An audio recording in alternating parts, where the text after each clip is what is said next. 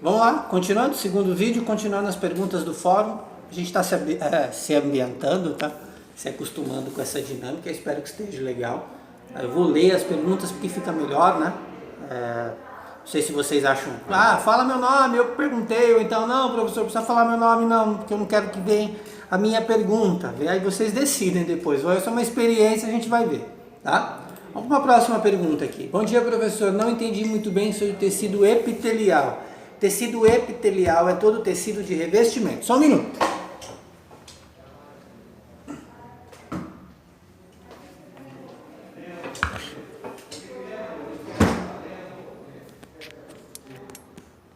Tecido epitelial é todo tecido de revestimento corporal.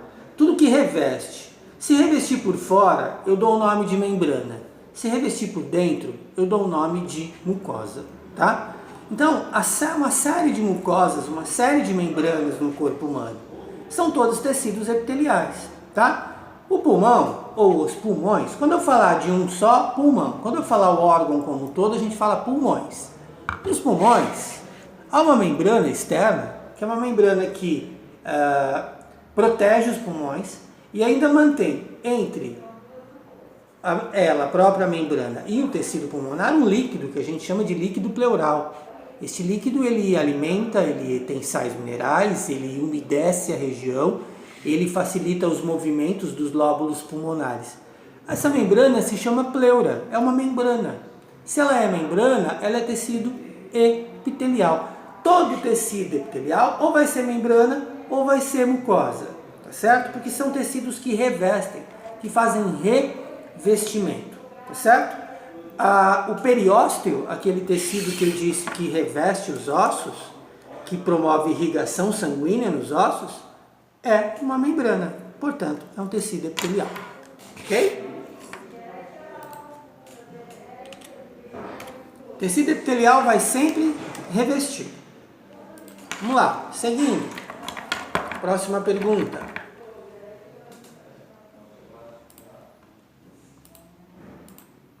Próxima pergunta. Todos podem ser doador de medula óssea? Compatibilidade sanguínea é a chave para você doar medula óssea, tá? Compatibilidade entre quem vai receber e entre o doador, ok?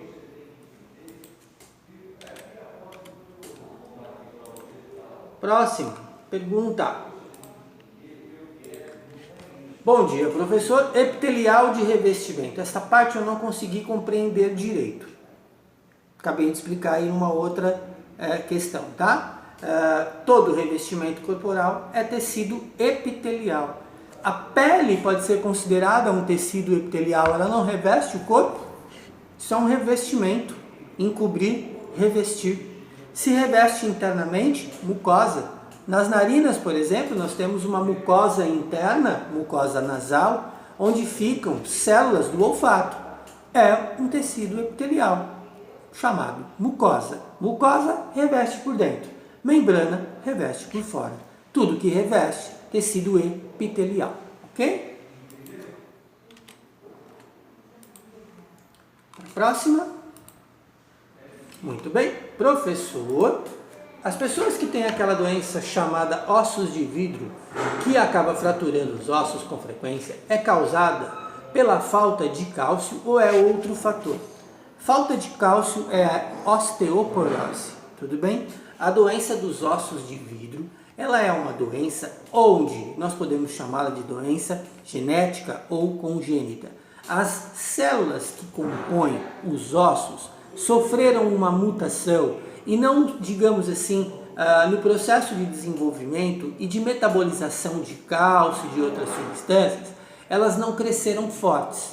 E aí os ossos, esse adulto, esta pessoa ou esta criança, tem os ossos fracos, porque os ossos não metabolizam à medida que deveriam. As células que compõem o tecido da pessoa que tem a doença dos ossos de vidro, elas têm déficit de metabolizar, déficit na metabolização das substâncias e não somente o cálcio, tá certo?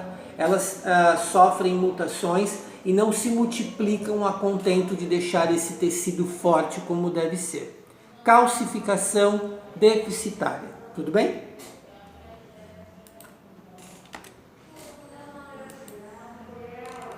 Vamos para outra pergunta. Bom dia, professor querido. Obrigado pelo querido. Eu tenho uma dúvida. Quando morremos, ainda ficam algumas células vivas do corpo? Sim. Ficam várias células vivas no nosso corpo quando nós morremos. Células de todos os tecidos que ainda vão estar com, digamos, uma reserva de nutrientes, uma reserva de fluidos, uma reserva de oxigênio e que vão aos poucos morrer, porque essa reserva de oxigênio, essa reserva de nutrientes vai acabar porque o sangue, o coração, não está mais distribuindo sangue e é o sangue quem leva oxigênio e nutrientes para as células, certo? Quem fez essa pergunta para mim? Deixa eu ver aqui, do querido.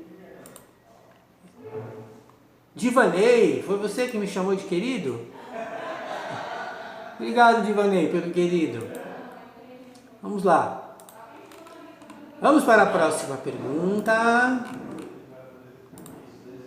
Próxima pergunta. Ok, pergunta longa. Professor, sabemos que não é possível reconstituir neurocélulas que a gente pode chamar de neurônios, nem ligá-las. Ligação entre neurônios e sinapses. Não, isso não se reconstitui. Há pouco tempo, um grupo de cientistas chineses e também um italiano chamado Sergio Canavero, eles apresentaram um experimento bizarro para salvar uma vida e também apresentaram uma substância chamada polietileno glicol e, segundo testes em animais, houve ligação. A minha dúvida é, nos conceitos de estudos de células, a ligação ou reconstituição de neurônios é possível? Vou dizer uma coisa para você que me fez essa pergunta. Flávio, tudo que está ligado ao sistema nervoso, tudo, absolutamente tudo que está ligado ao sistema nervoso, vai ser sempre um mistério. Doenças neurológicas, reconstituição celulares, camadas cerebrais afetadas por sangramentos, por traumas. Tudo isso é mistério. Vai ser estudo por pelo menos daqui mais 100 anos. Vamos aqui no nosso ambiente escolar e técnico estar sempre com o seguinte princípio. Neurônios que morrem não se reconstituem. Sinapses, ligações entre neurônios, nós vamos estudar isso mais para frente, quando desfeitas, não se reconstituem. Vamos manter este princípio, pelo menos por enquanto. Ok, Flávio? Próxima pergunta. Ana Paula. Vou começar a falar o nome das perguntas. Ana Paula. Professor, o sistema esquelético é o que dá apoio e movimento ao organismo. Perfeito. Ele também auxilia na manutenção da temperatura corporal? Não. Quem auxilia na manutenção da temperatura corporal são os músculos. Sistema muscular, a gente vai entender. Mas por quê? Só explicando rapidinho. Músculo necessita de energia. Músculo necessita de irrigação sanguínea.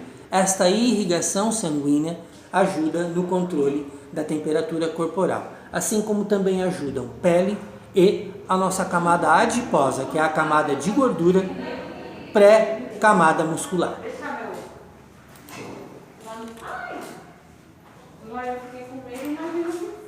Próxima perguntinha. Bom dia, não entendi muito sobre tecido epitelial. Já falei 4 vezes aqui, tá lá, beleza? Ops, caiu aqui a nossa querida modelo.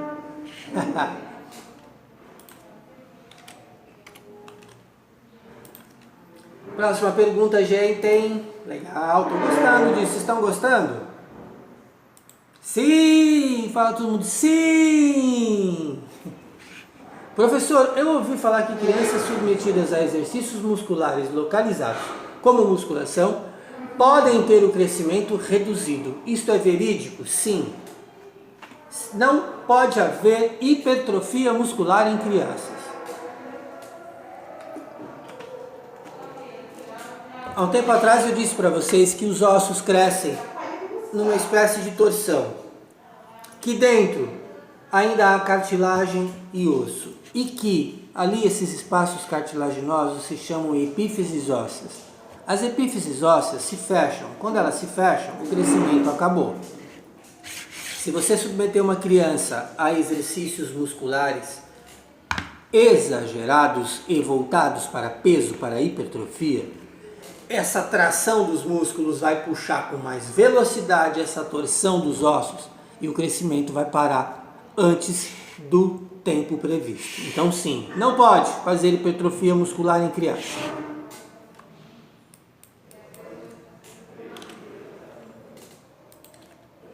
Mais uma perguntinha, chegou uma mensagem aqui, deixa eu ver se são vocês. Espera lá.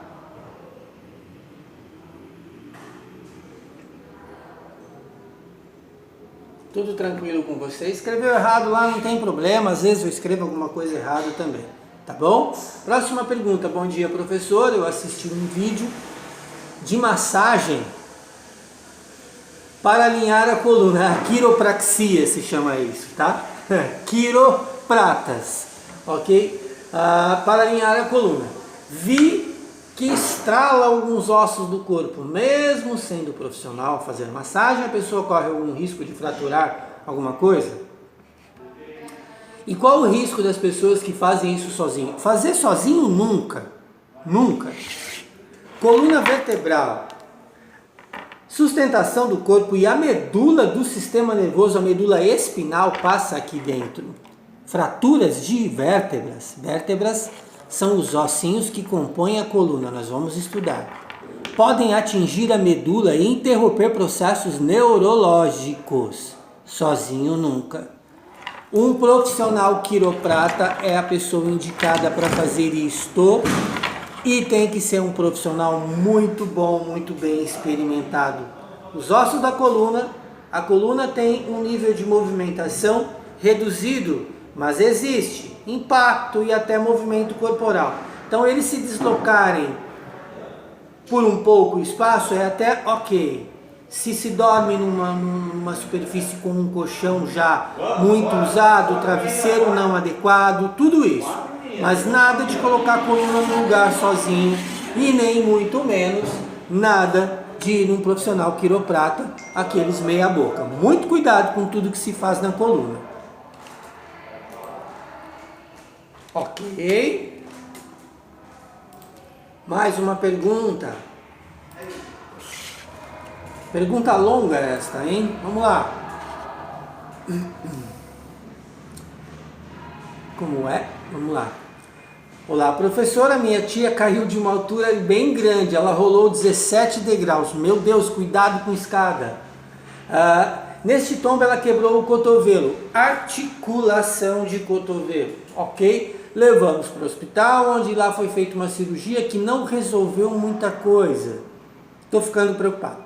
Ela hoje faz fisioterapia, o braço totalmente sem poder ter movimento nenhum. Sempre com tipóia, os médicos disseram que os ossos do cotovelo dela foram esmagados. Desculpa, mas assim, eu estou aqui imaginando o que já aconteceu.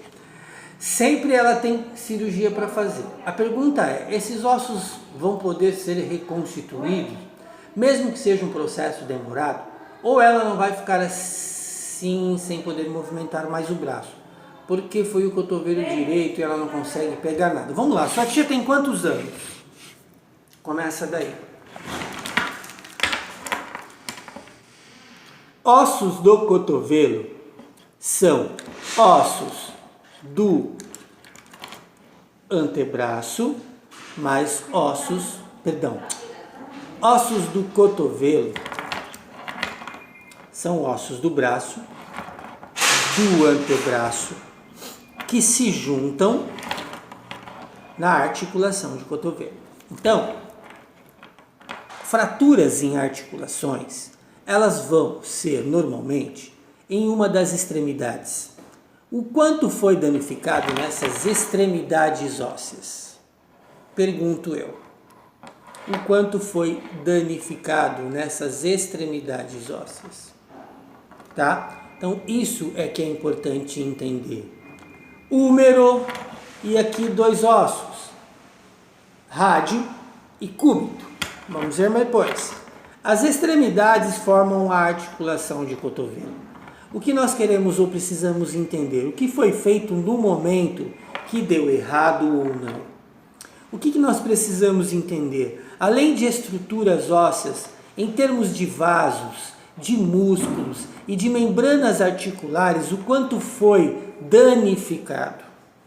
Qual o nível de fisioterapia? Qual o nível de sucesso da cirurgia?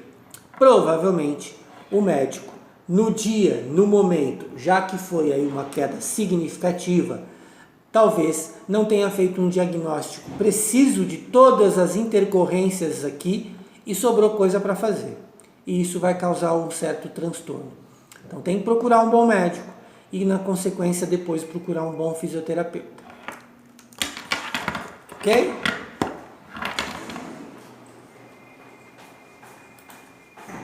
Ok. Vamos para a próxima. Estranho dar aula sozinho, né?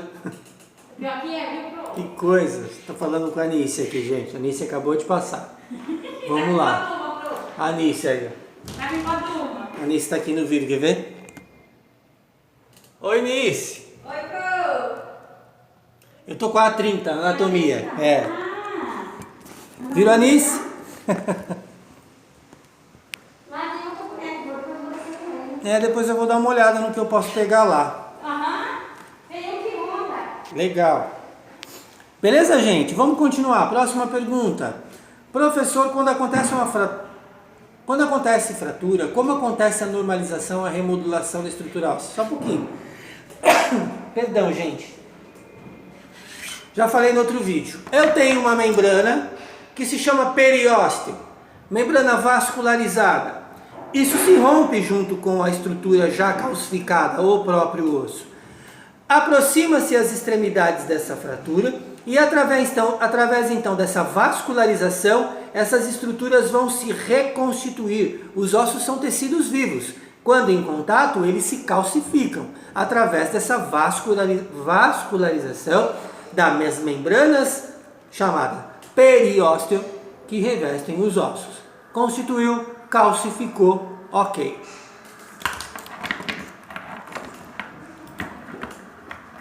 Ok. Respondido, mais uma. Vamos para outra pergunta. Bom dia, professor. Fiquei com dúvidas referente às células. São formadas de substância orgânica? Tudo que tem no corpo tem na célula. Quando você come, você ingere proteínas, vitaminas, sais minerais, H2O, cálcio, fosfato, fósforo, ferro, carboidrato, tudo isso que comemos vai para a corrente sanguínea, da corrente sanguínea vai para as células. Internamente, as células têm um lugar chamado citoplasma, que é como o meio interno corporal nosso, dentro organelas. Esses nutrientes todos da alimentação chegam ali e mais água. Portanto, o meio interno de uma célula é formado de água, nutrientes, oxigênios e as organelas. Organelas para a célula são o mesmo que os órgãos para nós. Ok?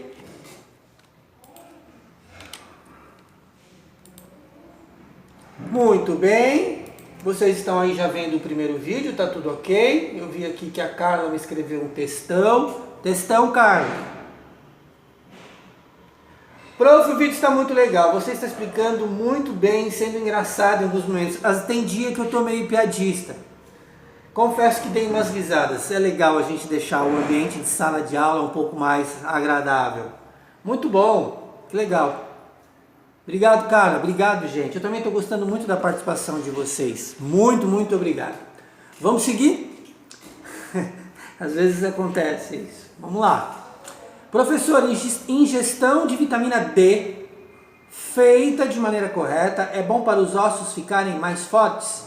A vitamina D é obtida também pela exposição ao sol? Ajuda na formação e manutenção dos ossos? Sim! Vitamina D extremamente importante para a formação óssea. Detalhe o seguinte, o sol na pele reflete em reações fluídicas que aumentam a absorção da vitamina D, que vai pelo sangue. Eu ingeri vitamina D, vai para a digestão, corrente sanguínea, isso tudo vamos aprender. Da corrente sanguínea vai para as células. O sol metaboliza a vitamina D com mais velocidade. Tudo bem? Essencial para os ossos, essencial para a pele. Próxima pergunta. Professor, o meu irmão quebrou o fêmur. Bom, nós vamos depois ver. A perna dele ficou curta. Isso pode acontecer? Sim. Detalhe é o seguinte. Quando fraturamos, a fratura de fêmur é uma das piores fraturas que podem acontecer. Por quê? Porque na região da coxa tem muito tecido em volta do fêmur. Qualquer processo cirúrgico aqui é bem complicado. São muitas camadas de músculos para se chegar ao osso. Então toda fratura de fêmur é bem complicada, tá? É o osso mais forte do corpo humano, porém, se ele vem a quebrar, o seu processo de recuperação é bem complexo, porque é uma região extremamente vascularizada, extremamente cercada de músculos, tudo bem?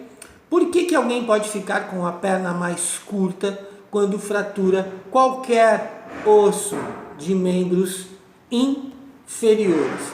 Porque vai abrir um espaço e esta vascularização, reconstituição óssea, quer queira, quer não, vai tracionar um pouco todo o comprimento do osso e isso vai fazer com que fique um déficit de estatura de um lado aqui, tá? Óbvio que muitas vezes ele é mínimo.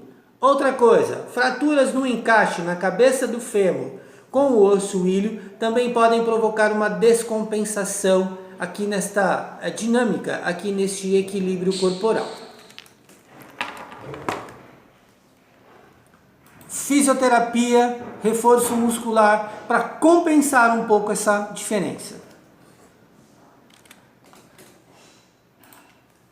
Certo? Vamos lá. Professor, mais uma pergunta. Façam quantas perguntas quiserem.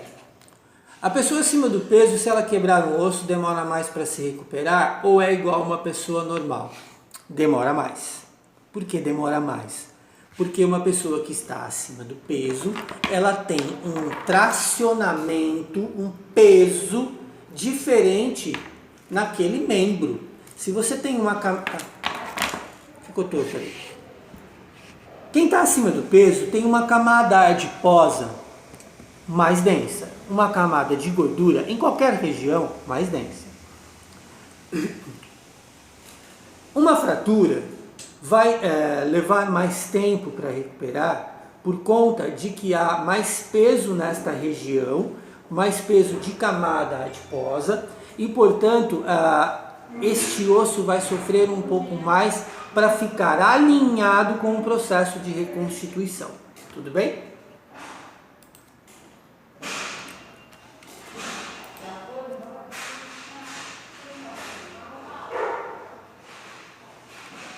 É isso, gente. Bom, tem mais duas perguntas. Eu vou fechar aqui com duas perguntinhas. Por que um bebê tem não entendi. Há uma abertura, está querendo dizer desta abertura que tem no crânio. Como eu disse, as placas do crânio, quando o bebê nasce, elas ainda vão se fechar, tá certo? Por isso que existe essa abertura aqui. Camila, você quer falar comigo? Não, depois eu falo. Tá. Continua aí. Estou terminando já. Depois eu falo. Tá joia. Mais uma pergunta. Vamos lá. Professor, é verdade que uma lesão nos ligamentos do tornozelo, por exemplo, é mais difícil de se recuperar do que lesão no osso? Toda lesão caiu a perna dela. Toda lesão articular. Que tipo de lesões existem nas articulações? Articulações, elas sofrem entorses, articulações, elas sofrem luxações. Uma entorse é uma torção na articulação. Uma luxação é um deslocamento. Uma entorse é uma torção. Uma luxação é um deslocamento, ok? Toda lesão articular é mais difícil de se curar do que uma fratura. Por quê? Se o osso fraturou aqui, aqui não tem movimento. Imobilizou, acabou. Quando eu lesiono uma entorse séria no joelho, por exemplo, ou no tornozelo, uma entorse séria, eu vou ter rompimento de vasos, consequentemente derrame articular, tá? Eu vou ter rompimento de músculos, consequentemente reconstituição tecidual de músculos, e ainda eu posso ter trincamento nas extremidades ósseas, sem contar que, quer queira, quer não, por ser uma região de movimento, todo este processo vai levar mais tempo do que se você quebrar uma região óssea. Ok? Muito bem, gente. Nosso vídeo 26 minutos esse. Encerramos por aqui hoje. Vierem mais perguntas, eu respondo por escrito. E a gente então se fala, tá bom? Uma ótima manhã para vocês, já 11h23. Encerramos, assistam mais esse e conversamos amanhã. Muito obrigado pela participação e pela dedicação.